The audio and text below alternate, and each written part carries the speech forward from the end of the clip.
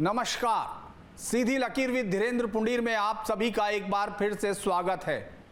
पूरे देश की निगाहें जिस सीट पर टिकी थी और लग रहा था कि आखिर इस सीट पर कौन आएगा, पूरे देश में कांग्रेस को देखने वाले लोग चाहते थे कि आखिर जनतंत्र के शाही माने जाने वाले परिवार से रायबरेली पर, जिसको इस परिवार की सीट कहा गया, कौन लड़ता है। सोनिया गांधी की वो चिट्ठी तमाम लोगों को याद है जिसमें उन्होंने कहा था अपने लोगों से, जब उन्होंने राज्यसभा में नॉमिनेशन फाइल किया तो उससे पहले एक चिट्ठी लिखी थी, ये सीट हमेशा उनके और उन गांधी परिवार के साथ रही है और यहाँ की जनता भविष्य में भी उनके परिवार को समर्थन देती रहेगी। लेकिन उनके परिवार का वो कौन शख्स होगा जिसको रायबरेली इस बार समर्थन देगी, ये सवाल सबके जहन में था। उधर दूसरी तरफ लगातार हार से जूझती कांग्रेस के लिए करो या मरो का समय भी था। लेकिन लगता है इस सीट की घोषणा ने कुछ लोगों के जहन में कहा कि कांग्रेस ने करो छोड़ दिया, यानी ये शब्द जो करो या मरो था उसमें से करो उसने हटा दिया। अमेठी की सीट एक खास अंदाज में, एक तोहफे में बीजेपी को सौंप दी और वहां से रायबरेली, जिसको एक सेफ सीट माना, वहां पहुंच गए। लेकिन यह जरूरी है कि क्या ये राहुल गांधी अपने आप को एक ऐसे नेता के तौर पर एस्टेब्लिश करते हैं या नहीं, ये तो जरूर जनता देख रही है कि जिनमें विजय या किलर इंस्टिंक्ट है। लेकिन एक चीज जो अगर आप रायबरेली और अमेठी को देखते हैं तो जो सबसे पहला जहन में आता है कि ये वो गांधी तो नहीं है। 1977 के उस चुनाव को याद कीजिए, माखन लाल फोतेदार जो कांग्रेस या इंदिरा गांधी के एजेंट थे, वहां उस समय जो कांग्रेस पोलिंग एजेंट थे, वहां उन्होंने तीन बार गिनती कराई कि ये मतों को दोबारा गिना जाए। विनोद मल्होत्रा उस वक्त चुनाव अधिकारी हुआ करते थे, जिन्होंने घोषणा करने से पहले बहुत टाइम भी लिया था। ये अलग अलग आपको जो अगर आप उस समय के दस्तावेज देखेंगे तो समझ में आएगा। 55,000 से जीते राजनारायण ने एक बार तो इंदिरा गांधी को उस स्टेज पर ला दिया था जहां वो राजनीति से संन्यास लेना चाहती थी, लेकिन इंदिरा वापस लौटी। 80 में 2.25 लाख की वोटों के साथ जीत कर लौटी और वो भी राजमाता विजय राजे सिंधिया को हराकर। उसी तरह 77 के चुनाव में अमेठी को पहली बार गांधी परिवार की सीट बनाने की कोशिश करते हुए संजय गांधी चुनाव हार गए। लेकिन वही संजय गांधी बजाय इधर उधर जाने के 80 में वापस लौटते हैं और फिर जनता उनको जिता कर भेजती है। यानी लड़कर हार कर फिर वापस जीतने वाले गांधियों में अब शायद राहुल गांधी का नाम शुमार नहीं होगा। इस चुनाव को देखते हैं तो इस पर बातचीत करने के लिए, क्योंकि बड़ा ही दिलचस्प मामला है, कैसरगंज की सीट की चर्चा कहीं और छूट गई और रात भर तक लोग देख रहे थे कि आखिर कांग्रेस, कभी फेक लिस्ट आ जाती थी कि यहां से कांग्रेस किसको लड़ा रही। लोग सुनना चाहते थे, लोग देखना चाहते थे कि आखिर कांग्रेस पहले 2 फेज में कम मतों के प्रतिशत के बाद जिस तरह उत्साह से भरी हुई दिखाई देने की कोशिश कर रही थी, क्या वो उस टेम्पो को बनाए रखती है। लेकिन लगता है कि कांग्रेस ने एक पत्ता बचाने के लिए एक सीट गंवा दी है, ऐसा इस समय दिख रहा है। मेरे साथ आज इस पर बातचीत करने के लिए मेरे सहयोगी अविनाश सिंह हैं, जो वहीं ग्राउंड पर मौजूद हैं, सुबह से कल से वो ट्रैक कर रहे हैं। मेरे साथ वरिष्ठ पत्रकार अरविंद जयतिलक जी हैं, उत्तर प्रदेश के बारे में तमाम लोग उनको अलग अलग स्क्रीन पर देखते हैं। मेरे साथ हमारे पुराने जो दोस्त रिसर्च एनालिस्ट हैं, पॉलिटिकल एनालिस्ट करते हैं, अभय कुमार जी हैं। आप सभी का एक बार स्वागत है। मैं शुरुआत की चर्चा करने से पहले एक बार अविनाश के पास जाऊंगा। अविनाश, कल से अब तक कितनी बार धड़कनें बढ़ी, कितनी बार कम हुई, कितनी बार उन लोगों ने, जिन्होंने ब्लॉक प्रमुख जैसे लोगों ने, जिन्होंने कहा कि हम आत्मदाह कर लेंगे अगर राहुल गांधी यहां से नहीं लड़े, किसी ने कुछ कहा। तो ये मैं बातें सिर्फ कांग्रेस के कार्यकर्ताओं की कर रहा हूं, क्योंकि आम जनता का कितना इस पूरे खेल में हिस्सा रहा ये तो चुनाव 4 जून को पता चलेगा। लेकिन आप कल से अब तक का वर्णन अगर शुरुआत में करें तो शायद दर्शकों को ज्यादा बेहतर लगेगा।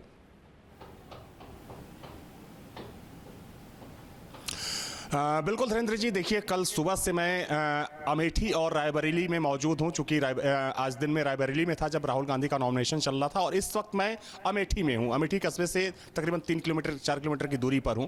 देखिए, जो आपने कहा कि कांग्रेसी कार्यकर्ता जो थे वो आत्महत्या करने तक को तैयार थे।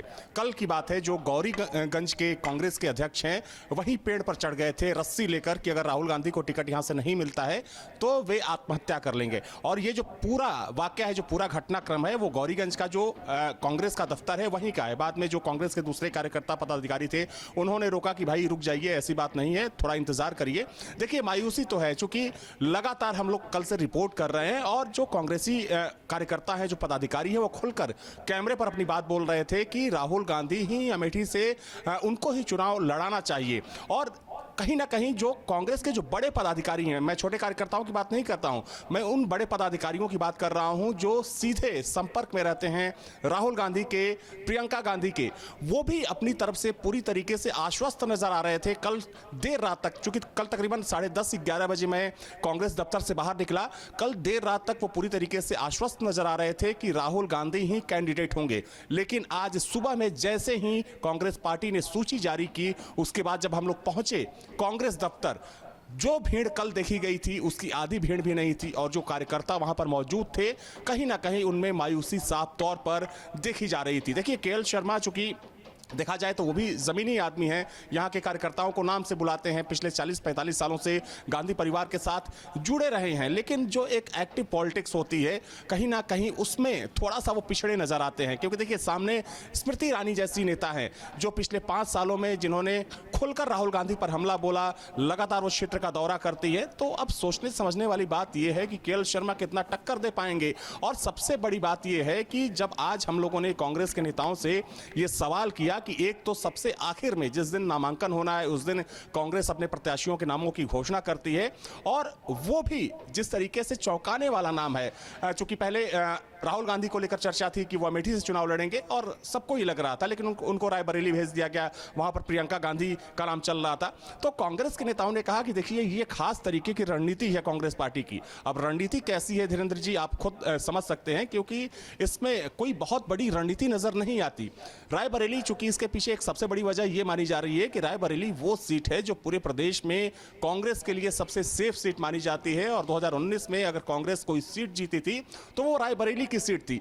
तो वैसे में सेफ साइड, एक सेफ जोन में कांग्रेस पार्टी राहुल गांधी को रखना चाहती थी, इसलिए उनको इस बार अमेठी से चुनाव ना लड़ाकर उनको रायबरेली भेजा गया। क्योंकि अगर परिणाम 2019 जैसा आएगा तो जाहिर सी बात है कि सवाल सीधे राहुल गांधी के ऊपर, राहुल गांधी के नेतृत्व के ऊपर उठेगा कि एक तरफ देश को लीड करने की बात राहुल गांधी करते हैं और खुद चुनाव हार जाते हैं। तो संभवतः यही कुछ खास स्ट्रेटजी रही। क्योंकि देखिए, चर्चा तो यह भी है कि प्रियंका गांधी चुनाव लड़ना चाहती थी लेकिन उनको चुनाव नहीं लड़ाया गया। हालांकि ये परिवार के अंदर की बात है, सच क्या है वो परिवार के लोग बता सकते हैं, लेकिन फिर भी कह सकते हैं कि राहुल गांधी के चुनाव ना लड़ने की वजह से अमेठी में कांग्रेस काफी कुछ कह सकते हैं कि थोड़ी सी बैकफुट पर तो है ही। और जो यहाँ के सियासी जानकार हैं, जो यहाँ के लोग हैं, चूंकि अभी मैं एक चौपाल करके आ रहा हूँ, अमेठी तहसील में था, तकरीबन 50-60 लोग मेरे साथ मौजूद थे। उन्होंने यहाँ तक कहा कि इसका एक जो मैसेज है, एक गलत मैसेज डिलीवर हुआ है और इसका नुकसान कांग्रेस को उठाना पड़ेगा, ना सिर्फ अभी बल्कि आने वाले समय में। क्योंकि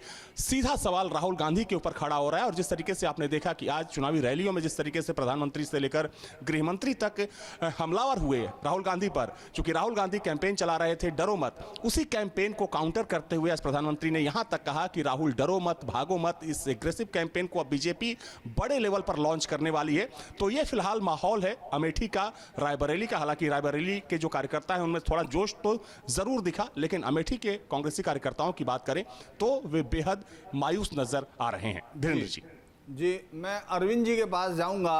अरविंद जी, क्या एक सीट गंवा दी है और एक पत्ता बचा लिया ये है, या जयराम रमेश ने कहा कि शतरंज की कुछ चालें और बाकी हैं, थोड़ा इंतजार कीजिए? तो अब आपको लगता है कोई चाल बची हुई है? अब तो ऐसी कोई चाल नहीं दिख रही है धीरेन्द्र जी की लगे कि कांग्रेस जो है अपर हैंड हो जाए। और आज की तारीख में यह कहना भी अभी बड़ा मुश्किल है कि एक सीट बचा ली, एक गंवा दी।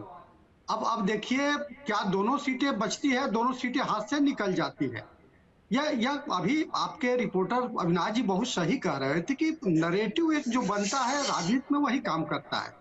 नरेटिव तो यही बना है कि राहुल गांधी डर गए हैं और वह जो है सेफ जोन में अपने को ले गए हैं, लेकिन वह सेफ जोन उनके लिए कितना कारगर होगा यह भी कहना अभी बहुत कठिन है, क्योंकि जब हवा बहती है तो बड़े बड़े पेड़ जो है आंधियों में उखड़ जाते हैं। अब उसमें राहुल गांधी जो है किस तरह से रायबरेली की सीट पर को फतह करने में कामयाब होंगे। आज की तारीख में जब वहां पर आप देखिए तो लगभग जो है 4 सीटें समाजवादी पार्टी की और 1 सीटें भाजपा की थी, और उसमें भी ऊंचाहार की सीट जो है मनोज पांडे साहब जो है भाजपा ज्वाइन कर लिए हैं और अदिति सिंह जो है भाजपा में आ गई हैं।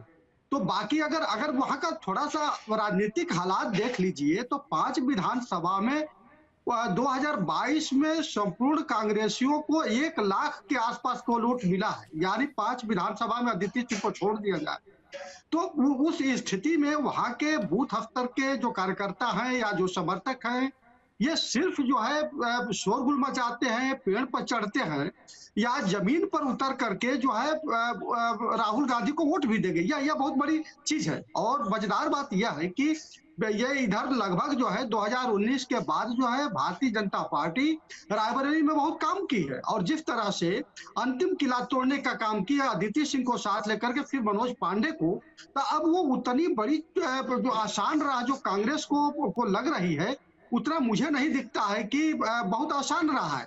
और चूंकि दिनेश सिंह वहां के लोकल जो है नेता रहे हैं, और आपने पिछली बार देखा कि लगभग जो है केवल 1.5 लाख 1,60,65,000 वोट से केवल चुनाव हारे थे, और लगातार जो है अपने क्षेत्र में उनकी सक्रियता बनी हुई है।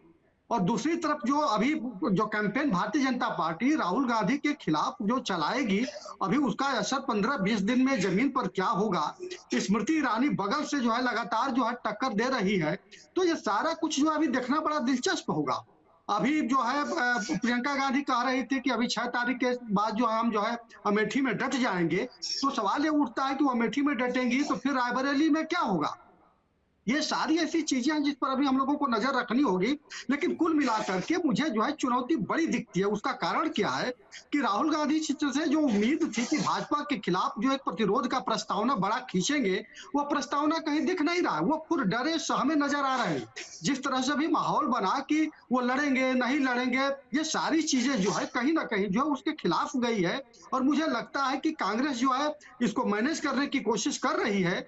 अच्छा, एक सवाल और भी लगातार भाजपा देखिएगा प्रचार करेगी रायबरेली में कि देखिए यहाँ चुनाव लड़के अगर राहुल गांधी जीतेंगे तो फिर जो है वायनाड चले जाएंगे, यानी वायनाड को अपना घर बता चुके हैं और उत्तर दक्षिण के विवाद को भी वो पैदा कर चुके हैं कि जो उत्तर भारतीयों में जो है राजनीति की जो सूझबूझ है वो कमी है।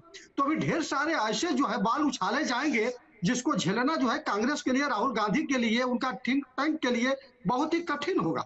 धीरन जी मैं अगर इसको देखूं, लोग कह रहे हैं अगर अंदरूनी जो राजनीति पर नजर रखते हैं, गहरी इस परिवार पर नजर रखते हैं, उनके मुताबिक 1 टिकट राहुल गांधी को दिया गया और 1 टिकट प्रियंका गांधी को दिया गया। चूंकि रॉबर्ट वाड्रा के बहुत करीबी हैं, अगर हम इनकी किशोरी लाल शर्मा की बात करें तो इनको जो प्रियंका गांधी के परिवार के लिए जो टिकट था, यानी प्रियंका के लिए जो टिकट था, उस टिकट पे उनकी चल के उन्होंने किशोरी लाल शर्मा को वो टिकट दिला दिया। किशोरी लाल 1983 में लुधियाना से आए थे और राजीव गांधी के साथ थे और उसके बाद से अब तक हैं। खैर, मैं इस पर अभय जी के पास जाऊंगा कि वो राजनीतिक तौर पर इसको आंकड़ों में किस तरह देखते हैं, वो अलग बात है। पहले एक बार सुन लेते हैं कि इसके तुरंत बाद प्रधानमंत्री मोदी क्या कह रहे हैं और अमित शाह क्या कह रहे हैं। मैंने तो पहले ही कहा था कि इनकी बड़ी ने, मैंने पार्लियामेंट में कहा था, तब तो चुनाव को 2 महीने की 3 महीने की देर थी। मैंने कहा था इनकी सबसे बड़ी नेता चुनाव लड़ने की हिम्मत नहीं करेगी, वो डर के मारे भाग जाएगी। और वो भाग करके राजस्थान गई और राजस्थान से राज्यसभा में आई और हुआ भी यही। मैंने पहले ही बता दिया था कि शाहजादे वायनाड में हारने वाले हैं और हार के डर से जैसे ही वायनाड में मतदान समाप्त होगा वो दूसरी सीट खोजने लग जाएंगे। और अब दूसरी सीट पर भी उनके सारे चेले चपाटे कह रहे थे अमेठी आएंगे, अमेठी आएंगे, लेकिन अमेठी से भी इतना डर गए, इतने डर गए, वहां से भागकर अब रायबरेली में खोज रहे हैं रास्ता। ये लोग घूम घूम कर सबको कहते हैं डरो मत। मैं भी आज उन्हें कहता हूं और बड़े जी भर के कहता हूं, अरे डरो मत, भागो मत। इस सोनिया जी ने, मोदी जी ने तो एक ही बार ट्राई किया और चंद्रयान लॉन्च हो गया। ये राहुल बाबा नाम के यान को सोनिया जी 20 बार लॉन्च कर चुकी है, मगर लॉन्चिंग इनकी सफल नहीं हुई है। और आज 21वीं बार फिर से अमेठी से भागकर रायबरेली में पर्चा डाला। अरे राहुल बाबा, मैं यहां से रायबरेली का परिणाम बता देता हूं। भारतीय जनता पार्टी के प्रत्याशी दिनेश प्रताप सिंह के सामने आप रायबरेली से प्रचंड बहुमत से हारने जा रहे हैं। मेरी बात लिख कर भाई और बहनों, एक कांग्रेस पार्टी देश को एक नहीं रख सकती। एक कांग्रेस पार्टी देश को सुरक्षित नहीं रख सकती। मोदी जी ने 10 साल में करोड़ों गरीबों को घर का घर दिया, घर में बिजली दी, नल से पानी दिया। अब आपने देखा कि किस तरह से राहुल गांधी का एक फैसला कांग्रेस को बजाय आगे ले जाने के पीछे की तरफ ले जाता दिख रहा है। मैं अब चलता हूं अभय जी के पास। अभय जी, यूं तो जब इंदिरा गांधी लगातार मतलब 1977 की उस आश्चर्यजनक हार के बाद वापस लौटी, जीती, लेकिन सीट छोड़ दी। उन्होंने फिर उसको कहा गया कि गांधी परिवार नाराज हो गया रायबरेली से। फिर रायबरेली को कई बार टेस्ट देने पड़े, यहां तक कि रायबरेली में कांग्रेस ऐसी इनविंसिबल कभी अब बहुत अरसे बाद 77 के बाद मैं कहूं तो दिखी भी नहीं, क्योंकि 2 बार वो तीसरे नंबर पे भी रही है। जब वो हारी है 3 बार अगर वो देखें तो 2 बार बीजेपी कैंडिडेट से हारी है और वो तीसरे नंबर तक भी गई है अगर हम लोग बाद में उसको देखते हैं। लेकिन आपके हिसाब से आंकड़े क्या कहते हैं? क्या आपको लगता है कि वायनाड से इनका आना, जो डरो मत, और आप कह रहे थे कि इनको न सिर्फ बीजेपी बल्कि IUML भी डरा रही है, तो क्या वजह है कि ज्यादा डर रहे हैं क्या राहुल गांधी? देखिए मुनीर साहब, डर तो बिल्कुल है और डर पूरी तरह परिलक्षित हो रहा है।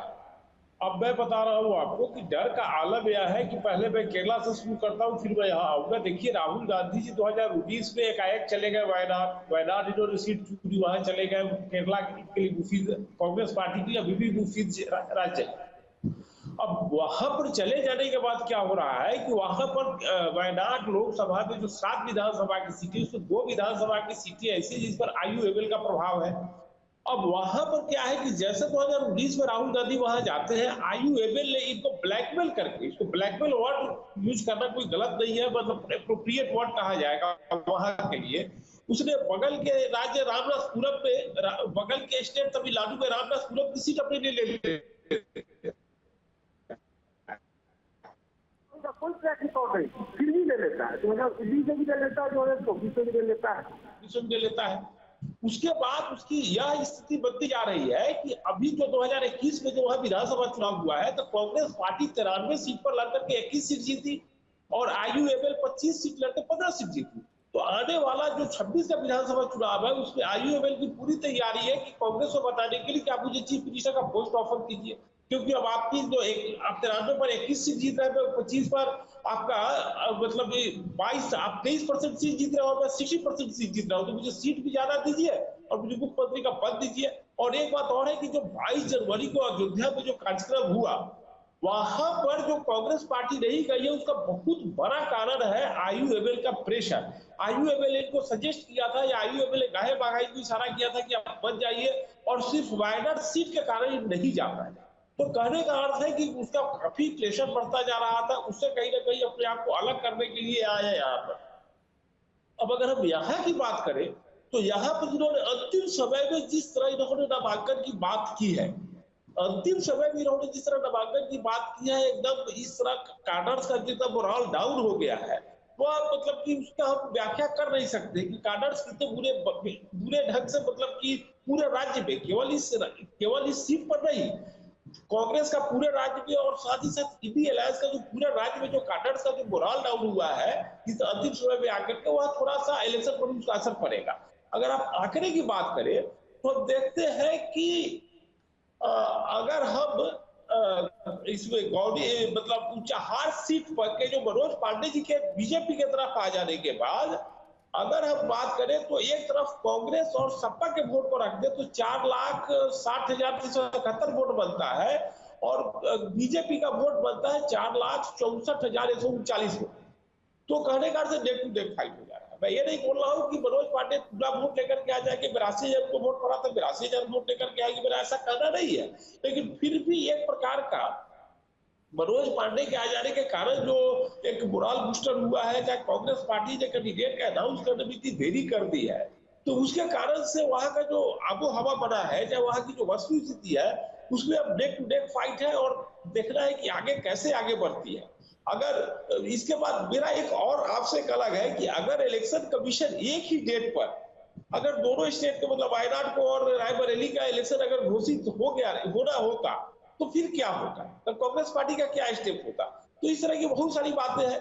और चलिए, अगर जैसे कि इससे पहले आप हम लोग के मित्र से बात कर रहे थे अरविंद जी से, तो मैं बता दूं कि 99 में सोनिया गांधी बेलारी की सीट भी जीती और अमेठी की सीट जीती, उन्होंने बेलारी को छोड़कर अमेठी को अप किया।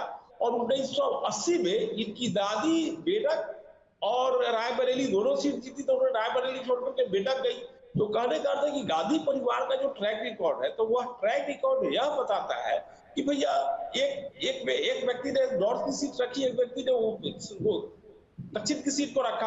तो देखना है आगे क्या होता है, लेकिन होने वाला है कुछ दिलचस्प, देखते हैं कैसे क्या होता है। जी देखिए, एक और बात जो हम लोग देख रहे हैं, जो सबसे ज्यादा कांग्रेस के सामने अब सवाल होगा कि अगर कांग्रेस दोनों सीट जीतती है तो वो कौन सी रखेगी, क्योंकि जिस तरह की इस बार जो कैंपेन है कांग्रेस की, उसमें उसके जो डीके सुरेश हैं, जो उसके भाई हैं वहाँ के शिव कुमार के भाई, सांसद एकमात्र जो वहाँ से जीते थे कांग्रेस के, उन्होंने इस तरह का बयान दिया था कि अलग कर देते हैं, राज्यों को अलग करें।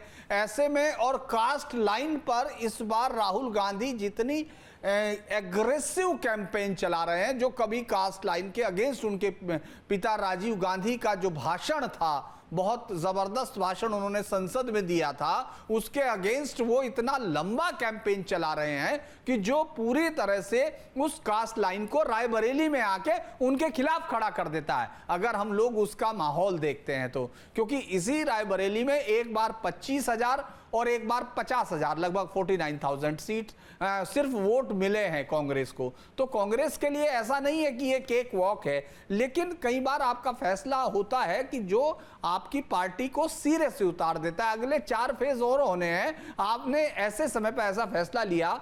और मैं पूछूंगा अविनाश, ये जो मैं अगर उनको कहूं स्मृति ईरानी और प्रियंका गांधी, एक बार स्मृति ईरानी की मैं बाइट सुनवा देता हूं और उसके बाद आपसे पूछता हूं कि आखिर वहां का माहौल अब क्या हुआ, किशोरी क्या मुकाबला कर पाएंगे? गांधी परिवार को राजनीतिक रणभूमि में त्यागा। आज गांधी परिवार का अमेठी लोकसभा क्षेत्र से ना लड़ना इस बात का संकेत है कि प्रधानमंत्री मोदी जी के दिशा निर्देश में, उनके नेतृत्व में अमेठी में जो बहुमुखी विकास हुआ है, उस विकास के चलते आज अमेठी की जनता ये पूछ रही है कि अगर 5 साल भारतीय जनता पार्टी के सांसद द्वारा अभूतपूर्व विकास संभव हुआ अमेठी में, जो अमेठी छोड़कर वायनाड चले गए, वो रायबरेली के पूर्णता कभी नहीं हो पाएंगे। प्रश्न ये उठता है कि उन्होंने वायनाड में कहा कि वायनाड ही उनका परिवार है, तो आज रायबरेली में क्या कहेंगे? कि अमेठी से गांधी परिवार का ना लड़ना इस बात का संकेत है कि कांग्रेस पार्टी चुनाव में एक वोट पड़ने से पहले ही अमेठी से अपना हार स्वीकार कर चुकी है। यहाँ पर राहुल गांधी गाड़ी में बैठ चुके, क्योंकि किसी को संचालन भी तो करना है। हम हाँ, बहुत अच्छी चॉइस है। बहुत समय से शर्मा जी संभाल रहे हैं अमेठी को। 99 से जब पहले चुनाव का संचालन हमने किया था तो हम दोनों ने साथ में किया था। अमेठी का हर गांव के हर गांव को जानते हैं, हर गली को जानते हैं। बहुत अच्छा रहेगा। अच्छा,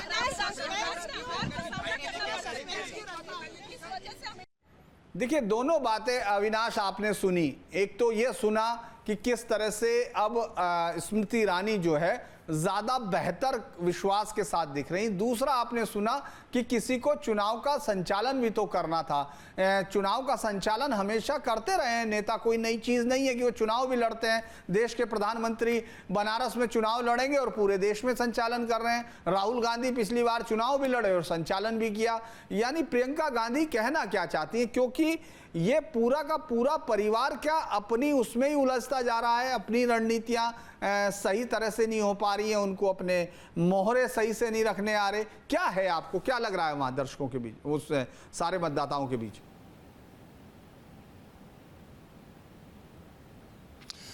देखिए धीरेन्द्र जी, चुनाव प्रबंधन और चुनाव लड़ने में फर्क होता है। केएल शर्मा अभी तक चुनाव प्रबंधन देखते थे और चूंकि वो सोनिया गांधी के प्रतिनिधि थे तो जाहिर सी बात है कि जो क्षेत्र की समस्याएं होती थी वो सोनिया गांधी तक पहुंचाते थे और सोनिया गांधी उन समस्याओं को पार्लियामेंट में उठाती थी। लेकिन अब वो एक्टिव पॉलिटिक्स में है, यानी कि सीधी लड़ाई में है। वो उन्हें धरातल पर उतरना है, गली गली प्रचार करना है। हालांकि प्रचार वो पहले भी करते रहे हैं, लेकिन पहले वो सोनिया गांधी और गांधी परिवार के लिए वोट मांगते थे। अब उन्हें खुद के लिए वोट मांगना है, यानी कि लोगों को कन्विंस करना पड़ेगा कि मैं भी उसी कैटेगरी का आदमी हूँ, उसी श्रेणी का आदमी हूँ और जितना भरोसा आपने गांधी परिवार पर किया उतना भरोसा आप मुझ पर कर सकते हैं। अब ये अमेठी की जनता के ऊपर है कि अमेठी की जनता कितना भरोसा केएल शर्मा पर करती है। ये 4 जून को पता चलेगा। लेकिन एक्चुअल जो स्थिति है वो आपको बता दूं। देखिए, चुनाव निश्चित तौर पर बहुत सारे संसाधनों का उपयोग किया जाता है, लेकिन इसमें एक बड़ी भूमिका होती है कार्यकर्ताओं की। जो पार्टी का काडर होता है, जब तक आपके साथ मजबूती के साथ खड़ा नहीं होगा आप चुनाव नहीं जीत सकते या फिर चुनाव में आप जान नहीं लगा सकते। तो उसकी कमी मुझे नजर आई आज सुबह में जब केएल शर्मा के नाम की घोषणा हुई। हम लोग जब कांग्रेस दफ्तर पहुंचे तो ऐसा कोई कांग्रेसी नहीं था जो खुलकर इस बात को एक्सेप्ट कर रहा हो कि नहीं, केएल शर्मा भी ठीक है। हाँ, वो ये बोल रहा था कि पार्टी का जो फैसला है वो सराखों पर, लेकिन उसके बाद कार्यकर्ता ये बोल रहे थे कि राहुल गांधी होते तो बेहतर होता। तो इस चीज से अंदाजा लगाया जा सकता है कि जो यहाँ के कार्यकर्ता हैं, जो यहाँ के पदाधिकारी हैं, अब उतने मन से केएल शर्मा के साथ चुनाव प्रचार में नहीं जुटेंगे जितने मन से वो राहुल गांधी के साथ जुटते। तो एक कमी तो साफ तौर पर यहाँ नजर आती है। और देखिए, आपने एक आत्मविश्वास देखा। चूंकि कल तक की अगर बात करें तो स्मृति ईरानी हाँ वो हमलावर जरूर थी, लेकिन आज वो आत्मविश्वास से लबरेज थी, क्योंकि जो यहाँ के लोग हैं उनका ये मानना है कि राहुल गांधी के सीट छोड़ने से नुकसान हो सकता है, कांग्रेस को इसका खामियाजा उठाना पड़ सकता है। और देखिए, सबसे बड़ी बात की 2019 के चुनाव में जब राहुल गांधी यहां से चुनाव हार गए तो केएल शर्मा तो उनके प्रतिनिधि हैं। तो ये फर्क साफ तौर पर अगर आप अमेठी आते हैं, यहां के लोगों से बात करते हैं और अगर आप कांग्रेस के कार्यकर्ताओं से भी बात करते हैं तो ये फर्क आपको साफ तौर पर नजर आ जाएगा कि केएल शर्मा के चुनाव लड़ने में और राहुल गांधी के चुनाव लड़ने में जमीन आसमान का फर्क है। और देखिए, सबसे महत्वपूर्ण बात यह है कि हालांकि प्रियंका गांधी ने बोला कि मैं 5 और 6 मई के बाद यहीं अमेठी में रहूंगी, और चूंकि जो उनकी टीम के लोग हैं, चाहे हम संदीप सिंह की बात करें, जो दूसरी टीम के लोग हैं, चूंकि उनको निर्देशित कर दिया गया है कि जो गेस्ट हाउस है यहाँ मुंशीगंज का, इसके अलावा जो गौरीगंज में कांग्रेस का दफ्तर है उसमें भी एक बंगला बनाया गया है, तो उसमें हो सकता है कि संभवतः रुकें प्रियंका गांधी। तो कैंपेन उनका तो शुरू होगा। लेकिन जब बात आती है गांधी परिवार की, तो चूंकि देखिए कनेक्ट तो है, हालांकि ये कनेक्ट काफ़ी कमज़ोर हो चुका है पिछले अगर 5-7 सालों की बात करें, क्योंकि देखिए चाहे अमेठी हो या फिर रायबरेली हो, तमाम ऐसे कांग्रेसी नेता रहे जो बीजेपी के साथ हो लिए। अगर राजा संजय सिंह की बात करें, चूंकि वो इसी अमेठी से आते हैं, हालांकि थोड़ा समीकरण इस वक्त बदला हुआ नजर आ रहा है। रायबरेली की बात करें, दिनेश प्रताप सिंह जो कि उम्मीदवार हैं भाजपा के, पहले वो कांग्रेस के पाले में हुआ करते थे। अदिति सिंह जो कि सदर से विधायक हैं, वो बीजेपी की विधायक हैं। मनोज पांडे और ऐसे नेताओं की एक लंबी कतार है, चाहे अमेठी की बात कर लें या फिर रायबरेली की बात करें, जिन्होंने पिछले 5 से 7 सालों में कांग्रेस पार्टी का दामन छोड़ बीजेपी का दामन थामा है। और देखिए धीरेन्द्र जी, ये वो क्षत्रप हैं जिनके साथ कह सकते हैं कि बहुत बड़ा वोट बैंक तो नहीं है, लेकिन माहौल बनाने में ये जो नेता हैं काफी सक्षम माने जाते हैं। और जो उनका अपना 1000, 2000, 5, 10, 20 50,000 अगर हम वोटों की संख्या की बात करें तो उस वोट को वो शिफ्ट कराने में भी सक्षम माने जाते हैं। तो ये चीजें कहीं ना कहीं इस चुनाव को प्रभावित करेगी, ना सिर्फ अमेठी बल्कि रायबरेली में भी। देखिए रायबरेली में अब वो बात नहीं रह गई है जो 5 साल पहले बात हुआ करती थी कि एक तरफा वहां पर लड़ाई होती थी, कांग्रेस की जो विपक्षी पार्टियां होती थी वो धूल चाटती थी, वहां पर कहीं खड़ी नजर नहीं आती थी। तो वो स्थिति अब नहीं है। आपने पिछले चुनाव में भी देखा कि दिनेश प्रताप सिंह ने भले ही चूंकि वो तकरीबन 1.5 लाख से ज्यादा वोटों से चुनाव हार गए थे, लेकिन फिर भी कहा गया कि रायबरेली जैसी सीट पर टक्कर देना काफी मुश्किल था। तो वो फिजा में जो बदलाव है वो साफ तौर पर नजर आता है अमेठी में भी और रायबरेली में भी। अरविंद जी, मैं ये दरअसल ये एक फैसला दूसरे तरीके से भी है, क्योंकि अभी तक हम देखते आए 99 से अगर पूरा चुनाव प्रबंधन, चुनाव प्रचार किशोरी लाल शर्मा करते रहे हैं और 2004 के बाद तो वो दोनों ही सीटों को देखते रहे। अब ऐसे में जब वो खुद कैंडिडेट हो जाएंगे, अपने आप जीतना है, तो वो एक तो रायबरेली पर नहीं जा पाएंगे, वो आपको एक नया एकदम पूरी तरह सोचना होगा, उस तरह का चुनाव प्रबंधन कोई कर पाएगा, क्योंकि किशोरी लाल की वहाँ एक एक आदमी से जो पूरा रिश्ता उन्होंने बनाया है, हालांकि वो रिश्ता सिर्फ एक प्रबंधन का ही है, राजनेताओं की तरह उस तरह का रिश्ता नहीं जिससे हम लोग राजनीति में देखते हैं जब वोट की बात करते हैं। तो आपको एक तो लगता है कि सबसे पहले आपने एक मजबूत अपने शख्स को एक कमजोर सीट पर लड़ा दिया, क्योंकि आप वहां एक तरह से जब आप छोड़ के आते हैं तो आपका ना तो वो चेहरे का मुकाबला कर पा रहे हैं। और मैं जयराम रमेश को सुन रहा था जिन्होंने कहा था कि अभी स्मृति ईरानी की जो शोहरत थी ना, वो सिर्फ ये थी कि वो अमेठी से लड़ती थी। मुझे लगता है वो ये बात छुपा गए कि वो वहां से जीतती भी हैं, वो जीत चुकी हैं। तो आपको लगता है कि वो जो शोहरत वाली बात उन्होंने कही है, वो शोहरत वाली बात तो केएल शर्मा पर भी लागू होगी, क्योंकि वो कम से कम स्मृति ईरानी के सामने चेहरों की लड़ाई में तो बात अलग है, उनका कद तो कहाँ होगा, लेकिन उनकी जो वाक पटुता है, अभी तक तो हमने केएल शर्मा को उस तरह से कभी मंच पर दहाड़ते नहीं सुना है, और पहली लड़ाई आपको इतनी बड़ी देखनी पड़ रही है। तो आपको लगता है दोनों सीटों पर यह फर्क पड़ रहा है? बिल्कुल धीरन जी, देखिए वो कहावत है ना कि डर के आगे जीत की जो शोशेबाजी है, हवाबाजी है, सिर्फ विज्ञापनों में अच्छी लगती है। तो वो जयराम रमेश जी हो या बाकी कांग्रेस के नेता जो हो, चाहे जितनी बढ़ के बातें कर लें, लेकिन सच्चाई यही है कि अमेठी में कांग्रेस जो है पूरी तरह से लड़ाई हार चुकी है। चुनाव से पहले ही जो पेड़ आधियों में उखड़ जाते हैं अंततः ईंधन ही बनते हैं, और वहां पे मुझे लगता है कांग्रेस पूरी तरह से ईंधन बनने को तैयार है। पुरानी फिल्मों में देखिए, राजाओं के या जो सत्ताधारी होते हैं उनका एक मुंशी होता है, सारे लोग, गांव के लोग, अगल बगल के लोग मुंशी से अपनी दरख्वास्त डालते हैं, सारा चीज करते हैं, तो कहता है कि ठीक है हम आपका प्रबंधन कर देंगे, आपकी समस्याएं सुन ली गई। तो वो केएल शर्मा साहब की भूमिका उतनी ही रही है, उससे बढ़कर उनकी भूमिका नहीं रही है कि किस बूथ पर कैसे अरेंज किया जाए, किसको कितना पेमेंट दिया जाए, किस तरह संसाधन जुटाया जाए।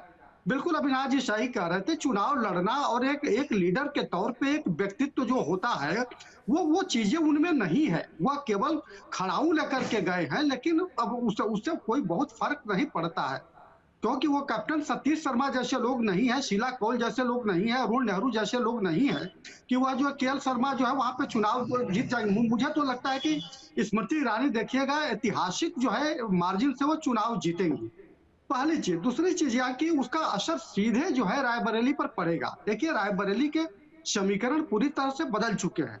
2009 में जब वहां चुनाव होता है, सोनिया जी के खिलाफ जब आरबी सिंह लड़ते हैं तो सिर्फ 25,000 वोट पाते हैं, लेकिन वही 2019 में जब वहां पे दिनेश प्रताप सिंह लड़ते हैं तो 3,75,000 वोट पाते हैं। आप सोच लीजिए कि वो समीकरण कितना बदला।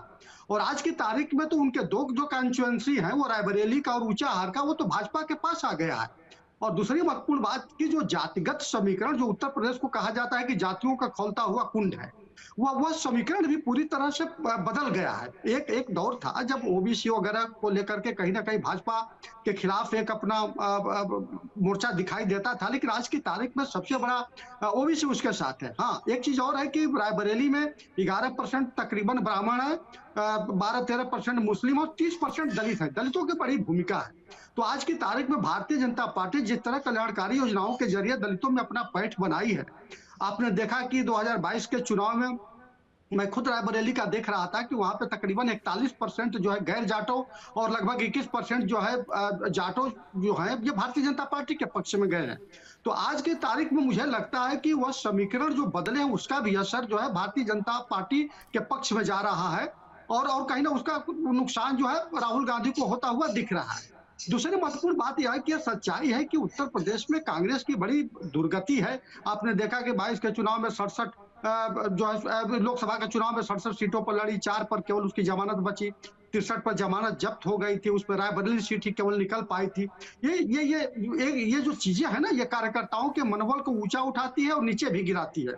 तो एक चीज और है कि जो अमेठी के जो कार्यकर्ता हैं जो कांग्रेस के साथ कभी कंधा जोड़े थे, आप देखेंगे आगे चल करके उसमें बहुतेरे नेता, बहुतेरे जो लीडर हैं वह जो आकर के स्मृति ईरानी के साथ जुड़ते हुए आपको दिखेंगे और उसका असर जो है सीधे रायबरेली पर भी पड़ेगा, क्योंकि रायबरेली और अमेठी जो ये जुड़वा भाई की तरह जो सीटें हैं और गांधी परिवार की जो अपनी एक लंबी एक विरासत रही है। बिल्कुल आपने सही कहा कि चाहे वो संजय गांधी हो, चाहे इसके बाद जो कांग्रेस के लीडर रहे, चुनाव हारे, 3 बार ही ऐसा हुआ है, लेकिन वो दोबारा लौट करके आए हैं, मैदान नहीं छोड़े हैं। राहुल गांधी का यहाँ पे मैदान छोड़ देना, अमेठी से चले जाना, देखिए हार जीत तो जय पराजय तो चुनाव में लगा ही रहता है, लेकिन जो एक धारणा बनती है, एक जो मुस्तैदी से चुनाव लड़ा जाता है, वो सारी चीजें जो है ये इनके हट जाने से कहीं ना कहीं जो है कांग्रेस के खिलाफ ये गया, पूरे देश में गया है। और भारतीय जनता पार्टी आपने दिखाया कि किस तरह नरेंद्र मोदी साहब और अमित शाह किस तरह से तंज कसते हुए नजर आए हैं। तो ये मुझे लगता है कि जमीनी स्तर पर भी बदलाव के साथ साथ जो एक जो भारत के राजनीतिक जो परिदृश्य में मौजूदा जो हालात चल रही है पूरी तरह से कांग्रेस के खिलाफ जाता है। हाँ, यह सही चीज है कि अब कांग्रेस के जो लीडर है निसंदेह उनका बचाव करेंगे, उनके पक्ष में अपनी बातें कहेंगे, ये उनकी मजबूरी है। लेकिन मेरा मानना है कि देखिए, गुलाब बांटने से मोहब्बत होती तो माली सारे शहर का महबूब होता। वो राहुल गांधी को कुछ उसी तरह का प्रदर्शित करने की कोशिश हो रही है, लेकिन मुझे लगता है कि अमेठी का चुनाव से पहले कांग्रेस हार चुकी है और यहाँ पे पूरी तरह से लड़ाई जो है इतनी कांटे की होनी जा रही है, क्या होगा कुछ भी कहना बड़ा मुश्किल है। धीरेन्द्र जी, अच्छा एक बात और, मतलब मैं आप ही से पूछ रहा हूँ अरविंद जी, आपने बहुत अच्छा उदाहरण दिया गुलाब का, लेकिन एक बात और आपसे पूछ रहा हूं कि अगर आप जीत भी जाते हैं, आप दोनों सीटें जीत जाते हैं, तो भी आपको एक तो छोड़नी पड़ेगी, फिर उपचुनाव होगा, और उपचुनाव होगा तो आपका जरूरी नहीं कि आप यहाँ रायबरेली में फिर किसी को लाएंगे, या फिर आपने ये पहले से तय कर लिया कि उपचुनाव होगा और फिर प्रियंका गांधी जीतेंगी। कहीं इतनी लंबी योजना तो नहीं बना पा रहे जयराम रमेश, हालांकि इतनी लंबी योजनाएं उनकी बनती हुई दिखी नहीं है आज तक, लेकिन हो सकता है ये भी एक, आपको लगता है कि ये एक और रणनीतिक जो हाराकिरी जिसको कहते हैं कि आपको वो सीट छोड़नी पड़ेगी, या तो आप वहां छोड़ेंगे जहां आप कम्युनिस्टों के साथ पूरी सीधी टक्कर में लड़ रहे हैं। एनी बड़ा अच्छा चुनाव लड़ रही है, अगर एनी राजा की बात की जाए, वहां बड़े टक्कर में है। आप आईयूएमएल के सहारे वहां चुनाव लड़ रहे हैं और आईयूएमएल के झंडे ना वहां फहराए जा सके, आप इसके लिए अपनी पार्टी का भी झंडा नहीं फहराते हैं। आप इतने समझौतों के साथ वहां चुनाव लड़ रहे हैं, इतने कंपल्शन में है, और उसके बाद आप अपने परिवार की एक सीट, इसलिए मैं परिवार की कह रहा हूं कि ठीक है आप लगातार जीते रहे हो, 52 से उस सीट पर आपका है कब्जा, आपके रिश्तेदार रहे हैं, 1-2 बार छोड़ दीजिए तो आपकी पार्टी कांग्रेस ने किसी और को मौका दिया है, लेकिन ज्यादातर तो फैमिली मैटर रहा है। वहां भी आप ये गैम्बल कैसे खेल सकते हैं? क्या इसको एक पॉलिटिकल इमैच्योरिटी नहीं कहा जा सकता? नहीं धीरेन्द्र पुंडे जी, हमें जो जानकारी मिली है कि 2-3 दिन तक घर में बहुत विमर्श चला है कि कौन कहां से लड़ेगा। तो ये तय हुआ है कि जो वायनाड की सीट है उसको राहुल गांधी जी छोड़ देंगे और वहां प्रियंका लड़ेगी, यानी साउथ में जो है प्रियंका जो है अपना वहां कांग्रेस को संभालेंगी और नॉर्थ में जो है राहुल गांधी जी जो है संभालेंगे।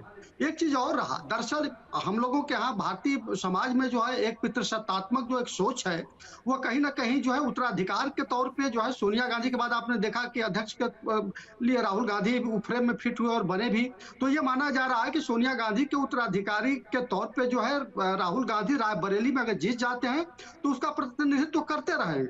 देखिए, चाहे उत्तराधिकार में अयोग्य होना अलग बात है, लेकिन वो कभी राजनीति में बाधा नहीं बनती है। और वो राहुल गांधी, ये अलग बात है कि कई बार चुनाव हारे, 2004 से संसदीय जीवन में है, कुछ बहुत करामात नहीं दिखा पाए। वो लगातार जो है लगभग 55 विधानसभा के चुनाव हुए, लोकसभा विधानसभा के मिलाकर उसमें 45 से अधिक वो चुनाव हारे हैं। लेकिन ये तय हुआ है कि वायनाड की सीट वो छोड़ेंगे और वहां से प्रियंका गांधी लड़ेगी और दक्षिण भारत को देखेंगे और ये उत्तर भारत में अपनी कांग्रेस को मजबूत करेंगे। इन लोगों की रणनीति यही है, लेकिन वो क्या होगा यह कहना तो भी बहुत मुश्किल है। जी धीरेन्द्र जी, मैं अभय जी के पास आता हूं। अभय जी, आप सुन पा रहे हैं? अभय जी का संपर्क थोड़ा सा नेट में दिख धीरेन्द्र जी मैं सुन पा रहा हूं। जी अभय जी, आप ये बताइए कि ये जो अगर हम लोग सपा को हटा देते, चूंकि अभी बसपा की बात हुई है, बसपा के पास अपने काडर का वोट मजबूत है, चाहे आप कुछ भी कहिए, वो बड़े अच्छे से लड़ रहे हैं और इस सीट पर तो उनके पास 34% वोटर है, लगभग 34%, 32 से 34 अरविंद जी ने बताया जितना। अगर हम उसको गौर करते हैं तो वो लड़ रही है, अगर वो लड़ रही है तो आप उसके वोट को अपने में काउंट नहीं कर सकते हैं। आपको मिलता भी दिख नहीं रहा है, या तो वो बसपा पे जा रहा है और या फिर वो बीजेपी पे जा रहा है। बाकी अगर आप जिस जाति की लड़ाई, जिस जाति पर आप काउंटिंग और जिस तरह का आपने जो अफर्मेटिव एक्शन की बात की, यानी इस तरह की चीजें जो आपने अपने उसमें जोड़ी है, जो सीधे तौर पर कम्युनिस्ट एजेंडे को लागू करती है, वो कांग्रेस का मुखपत्र से ज्यादा, कांग्रेस के घोषणा पत्र से ज्यादा वो कम्युनिस्ट पार्टी का घोषणा पत्र लगता है। तो आपको लग रहा है कि जो सपा का जो इसको सहयोग है उसके दम पर ही लड़ने की ज्यादा कोशिश दिख रही है, अगर हम लोग देखें? बिल्कुल धीरेन्द्र पुंडीर साहब, बिल्कुल आपने सही कहा। और इससे पहले भी हम लोग इसी चैनल पर आप ही के साथ हम लोग ये बात को डिस्कस कर चुके हैं कि आज गांधी परिवार और कांग्रेस पार्टी अमेठी और रायबरेली में चुनाव लड़ रही है, तो सबसे बड़ा उसका कारण है कि इसका सपा के साथ गठजोड़ होना, सहयोग होना। और मैं बताऊं कि इन्होंने सपा को भी थोड़ी सी कमजोर कर दिया कि इन्होंने जो लेट से नौटंकी नहीं कहेंगे, इसके लिए थोड़ा दूसरा वर्ड का प्रयोग करना चाहिए।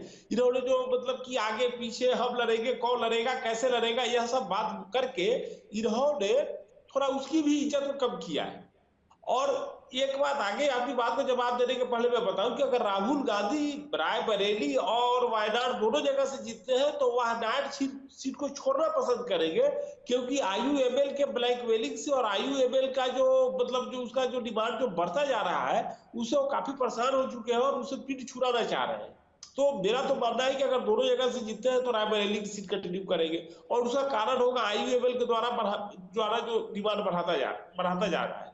उसके बाद मैं बताऊं कि एक बात और अगर हम देखें तो ये कि जब देखते हैं कि बसपा के पास वोट तो है, लेकिन बसपा का जो हाल के दिनों में 2014 के लोकसभा चुनाव के बाद उनका जो परफॉर्मेंस जो खराब हुआ है, तो उनके बहुत सारे वोटर उसको छोड़ के जा भी रहे हैं।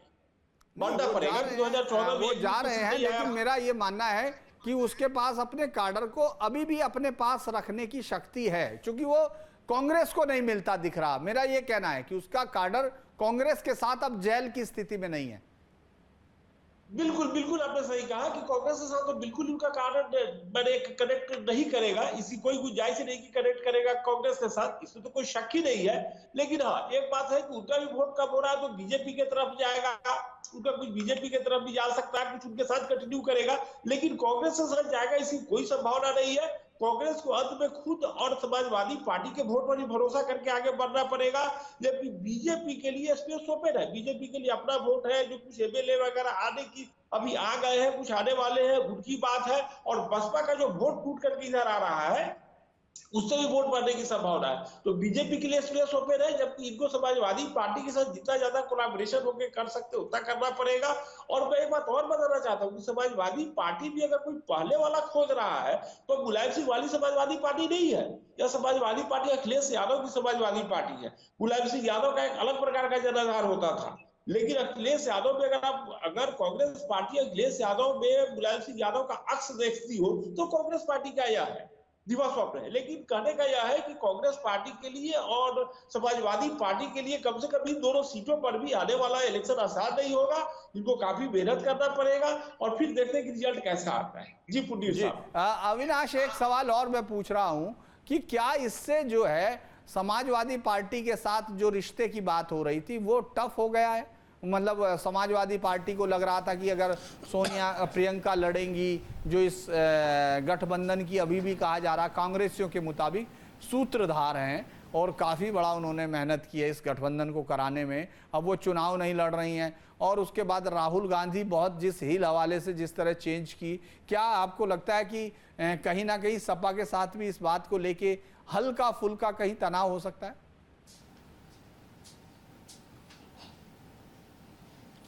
देखिए फिलहाल वैसा होता दिख नहीं रहा है धीरेन्द्र जी, क्योंकि जब नॉमिनेशन के लिए राहुल गांधी पहुंचने वाले थे तो हम लोग रायबरेली में जो कांग्रेस का केंद्रीय कार्यालय है, जो केंद्रीय भवन जिसको कहा जाता है, वहां पर हम लोग मौजूद थे। और देखिए दिलचस्प बात यह है कि वहां पर कांग्रेसी कार्यकर्ताओं से ज़्यादा हम लोगों को जो सपा के कार्यकर्ता थे वो नजर आए।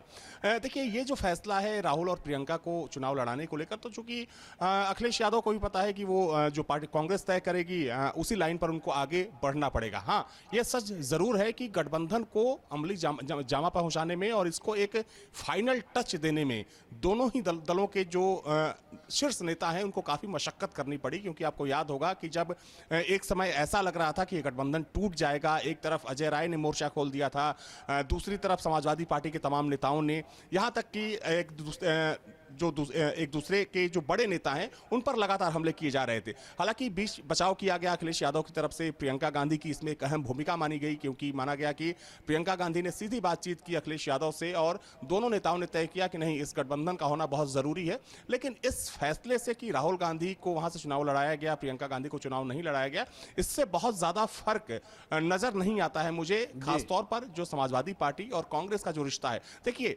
चूंकि ये एक पॉलिटिकल मजबूरी भी इसको बोल सकते हैं, क्योंकि देखा जाए तो कांग्रेस को भी पता है और समाजवादी पार्टी को भी पता है कि बिना साथ मिले हुए लड़ना थोड़ा सा मुश्किल है, तो एक दूसरे का हाथ पकड़ के किस तरीके से बीजेपी को पटकनी दी जाए, इसी फिराक में दोनों पार्टियां हैं। हालांकि जो रिश्ते हैं दोनों पार्टियों के, उन रिश्तों पर कोई बहुत खास असर पड़ता हुआ इस फैसले से नजर नहीं आ रहा है जी। मैं एक बार अजय राय की बाइट सुनवा के अरविंद जी के पास जाऊंगा। अजय राय भी कुछ बता रहे हैं।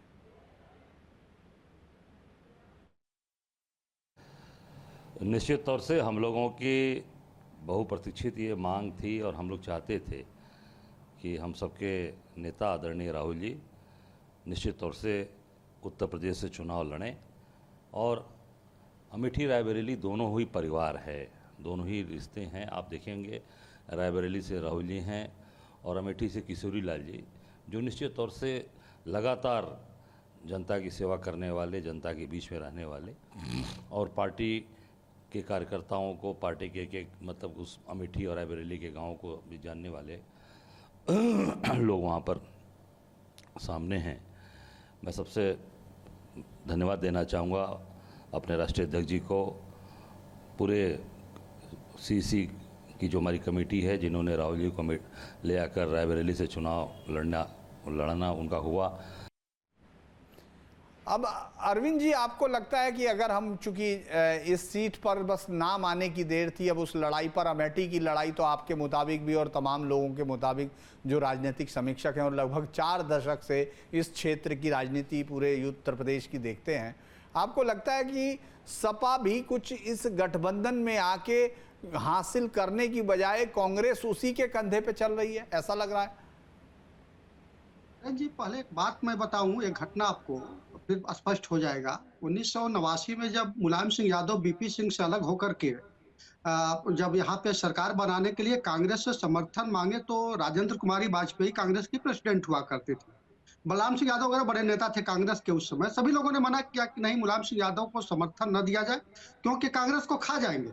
वही हुआ, वो कांग्रेस को खा गए। देखिए अखिलेश यादव की भी नजर 2024 से ज्यादा 2027 के चुनाव पर। वो कभी नहीं चाहेंगे कि उत्तर प्रदेश में कांग्रेस बहुत मजबूत हो। कांग्रेस का मजबूत होना समाजवादी पार्टी के लिए बहुत शुभ संकेत नहीं होगा। निसंदेह जो है, चूंकि विपक्ष में वो हैं और कांग्रेस के साथ अगर वो खड़े नहीं होते तो निसंदेह उनके खिलाफ जाता कि वह बीजेपी को मदद कर रहे हैं, क्योंकि कांग्रेस बड़ी पार्टी है। इसको एक वक्त था जब मुलायम सिंह गठन किए थे सपा का, तो उस समय कहा जाता था कि बीजेपी की बी टीम है, तो इनकी मजबूरी थी कि कंधे को जोड़ना, लेकिन वो कभी नहीं चाहेंगे कि कांग्रेस बहुत मजबूत हो।